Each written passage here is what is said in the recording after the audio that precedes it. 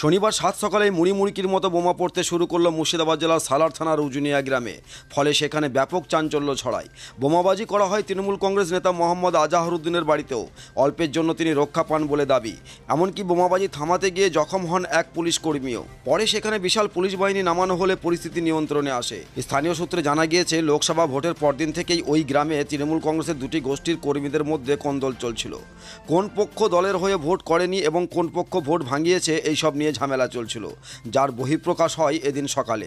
বাসিন্দারা জানান, সূর্য ওঠার আগেই গ্রামের তিনমাথা মোড়ে দুই পক্ষের মধ্যে ব্যাপক বোমাবাজি শুরু হয়। এমনকি স্থানীয় ভরতপুর 2 ব্লক তৃণমূল কংগ্রেসের প্রাক্তন সভাপতি তথা জেলা সাধারণ সম্পাদক আজাহার সাহেবের বাড়িতেও বোমাবাজি করা হয় বলে অভিযোগ। মুড়িমুড়কির মতন বোমা পড়তে থাকে। কয়েকটি বোমা না ফাটার কারণে রাস্তায় পড়ে থাকতে দেখা যায়। এদিকে বোমাবাজির খবর পেয়ে গ্রামে সালার থানার পুলিশ পৌঁছয়। পুলিশ পৌঁছানোর পরেও বোমাবাজি চলছিল। সেই বোমার আঘাতে জখম হন সালার থানার এক পুলিশ কনস্টেবল। তার পায়ে বোমার আঘাত লাগে। সালার গ্রামীণ হাসপাতালে তার চিকিৎসা করা হয়েছে। পরে সেখানে বিশাল পুলিশ বাহিনী এসে পৌঁছয়। এ বিষয়ে তৃণমূল নেতা আজহার সাহেব বলেন, ভোটের দিন থেকেই আমার ঘনিষ্ঠদের ওপর বিভিন্নভাবে অত্যাচার করছিল দলেরই এক পক্ষ। এদিন পরিকল্পনা করেই গ্রামে ও আমার বাড়িতে বোমাবাজি করা হয়েছে। অল্পের জন্য প্রাণে রক্ষা পেয়েছি। কোনো মতে ঘরে ঢুকে তালা মেরে দেওয়ায় আমার পরিবারের লোকজন রক্ষা পেয়েছে। যদিও দলের বর্তমান ব্লক তৃণমূল কংগ্রেসের সভাপতি মুস্তাফিজুর রহমান বলেন, এখানে দলের গোষ্ঠীদ্বন্দ্বের কোনো ব্যাপার নেই। এলাকা অশান্ত করতে নিজে থেকেই ওখানে বোমাবাজি করেছে দলের এক নেতা। দেখুন, আমি গত 3 দিন ধরে ওসি সাহেবকে জানাচ্ছি, আমি একজন রাজনৈতিক দলের নেতা। আজকের দিনেও আমি তৃণমূল দলের জেলা সম্পাদক। এখানকার সমস্ত রাজনীতি করি। সার্বিকভাবে 12টা অঞ্চলে মানুষ আমার বাড়িতে যাওয়া আসা করে। কিন্তু আমার বাড়ি যেহেতু জুনিয়া গ্রামে, তাই দেখবেন মুস্তাফিজুর রহমান সুমন ব্লক সভাপতি, তার নেতৃত্বে, তার নির্দেশে আমাকে বারবার খুন করার চক্রান্ত হচ্ছে। আপনারা জানেন যে মুস্তাফিজুর রহমান সুমন সালার ব্লকে সব জায়গায় অশান্তি বাতাবরণ তৈরি করেছে। পূর্ব গ্রামে মার্ডার, সেখানে সে 1 নম্বরে এফআইআর লিস্টেড আসামি। আপনি গত পরশু দিনও আপনার আলেপুরে একটা বোম্বিং হয়েছে। বিভিন্ন প্রান্তে বোম্বিং করাচ্ছেন এবং প্রকৃতিভাবে তার পলিসি অনুযায়ী তিনি এই বোম্বিংগুলো করাচ্ছেন। আমাকে খুন করা তার চক্রান্ত। আমি প্রতিবাদে সোচ্চার হয়ে উঠি, প্রতিরোধ করে উঠি। প্রতিরোধকে কণ্ঠকে দেওয়ার জন্য এই মুস্তাফিজুর রহমান সুমনের নেতৃত্বে আজকে এখানে আমার বাড়িতে বোম্বিং করা হচ্ছে। আমি খুন হতে পারতাম, আমাকে যে কোনো মুহূর্তে খুন করার চক্রান্ত চলছে। আর আমি আপনাদের প্রকাশ্যে বলে রাখছি, আমার বাড়িতে যা বোম্বিং হচ্ছে এবং আমি যদি খুন হই, তার জন্য মূল দায় হচ্ছে মুস্তাফিজুর রহমান সুমন। এই সুমন বারবার আমাকে মার্ডার করার চক্রান্ত করছে। আমি যদি কোথাও খুন হই, আমার বাড়িতে নিরাপত্তাহীনতায় ভুগছি। আমার বৃদ্ধা মা সেখানে বোম্বিং করছে। দেখুন আপনাদের সামনে বোম্বিংয়ের ছবি। এখানে আমি সকালে ঘুম থেকে উঠে আমি বোমের আওয়াজে ঘুম ভাঙছে আমার। এখানে পরিকল্পিতভাবে আমার বাড়িতে বোম্বিং করা হচ্ছে, একের পর এক বোম। দেখুন আপনার নির্দিষ্ট তথ্য। আমি একজন রয়্যাল পরিবারের সন্তান।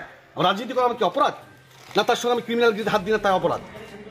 সে একটা মাফিয়া, মস্তান, খুনি, ক্রিমিনাল। সেই মুস্তাফিজুর রহমান সুমন সে আমার গ্রামে বারবার আমাকে অ্যাটাক করছে। আমি বারবার পুলিশ প্রশাসনের দ্বারস্থ হয়েছি। আজকে যদি আমি খুন হই, মার্ডার হই, তার জন্য মূল ষড়যন্ত্রকারী নাম হচ্ছে মুস্তাফিজুর রহমান সুমন। যে মুস্তাফিজুর রহমান সুমন আমাকে পলিটিক্যালি হেনস্থা করার জন্য আমার গ্রামে, আমার বাড়িতে বারবার অ্যাটাক করছে।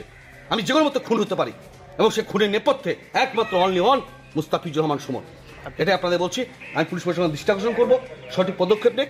দেখুন আমার বাড়িতে কি অবস্থা বোম্বিং করেছে। এভাবে আমার বাড়িতে একটা ভদ্রলোক সোসাইটি বাড়ি, আমার প্রেসিডেন্টের বাড়ি, আমার আজকে 100 বছরের বাড়ি, কেউ বোম মারে না।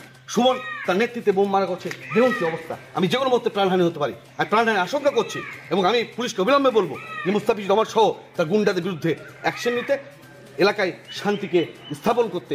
এটা আমি অন্তত চাইবো। আমি রাজনীতি করি, আমার কোনো অপরাধ নেই। আমি তৃণমূল কংগ্রেস করি। আমার নেতার নাম হুমায়ুন কবির, নেতার নাম অপূর্ব সরকার।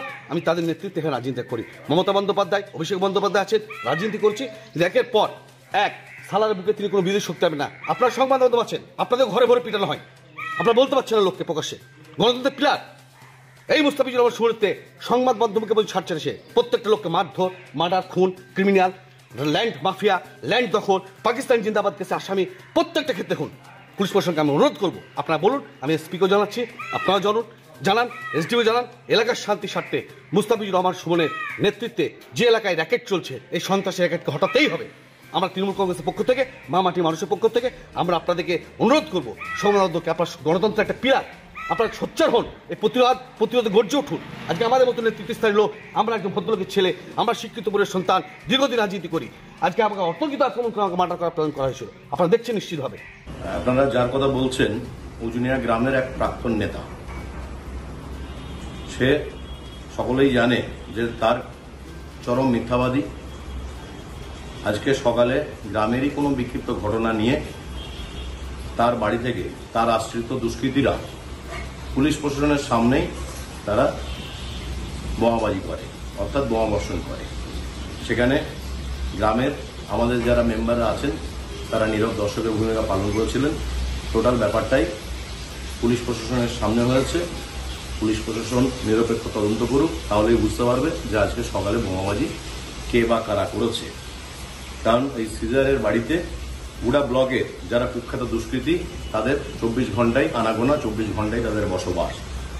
আর সে নিজেকে সবসময় যে তৃণমূলের নেতা বলে দাবি করে, কিন্তু বিগত দিনে আপনারাও জানেন 2021-এর বিধানসভা নির্বাচনে সে প্রকাশ্য দলের বিরোধিতা করেছিল। 2023 সালের ত্রিস্তর নির্বাচনে সে দলের সিদ্ধান্তকে উপেক্ষা করে সে নির্দলে কন্টেস্ট করেছিল এবং ঠিক একই জিনিসের পুনরাবৃত্তি এই 2024-এর লোকসভা নির্বাচনেও তিনি কংগ্রেসের হয়ে ভোট করেছে। এটা আমাদের দলও জানে এবং আমাদের ব্লকের আপামর জনগণও জানে। অতএব সে বারবার নিজেকে যতই তৃণমূলের কর্মী বা নেতা বলে দাবি করুক না কেন, তার তৃণমূলীয় সত্তা অনেক আগেই খারিজ হয়ে গিয়েছে। এটা আপনারা অবশ্যই জেলা নেতাদের কাছ থেকে জেনে নিতে পারেন। তাই আজকে সকালে গ্রাম্য ছোটখাটো কোনো ইস্যু নিয়ে যে বোমাবর্ষণ হয়েছে সেটা মোটেই আমাদের কর্ম নয়, আমাদের এই ধরনের সংস্কৃতি নয় যে আমরা বোমাবাজি করব। এত বড় নির্বাচন হলো, সালারের বুকে একটাও বোমা বা গুলির প্রয়োজন হয়নি। অতএব নির্বাচন পরবর্তীতে আমরা খুব ভালো ভোট করেছি, তারপরেও আমাদের এইসবের প্রয়োজন হয় না। তার বাড়িতে আশ্রিত দুষ্কৃতীরাই এই ধরনের কাজ ঘটিয়েছে। পুলিশ নিরপেক্ষ তদন্ত করলে জিনিসটা পরিষ্কার হয়ে যাবে। আপনার পছন্দের মোবাইল হ্যান্ডসেট ক্রয় করতে আসুন এক্সক্লুসিভ শোরুম রনি টেলিকম। এখানে টিভিএস, বাজাজ ও স্যামসাং ফাইন্যান্সের মাধ্যমে Oppo, Vivo, Realme, MI, OnePlus, iPhone কিস্তিতে মোবাইল পাওয়া যায় এবং পুরনো মোবাইল এক্সচেঞ্জ করা হয়। আমাদের ঠিকানা ভরতপুর বাজার আলিয়া হাই স্কুলের সন্নিকটে, ভরতপুর, মুর্শিদাবাদ। মোবাইল নম্বর 8170880880।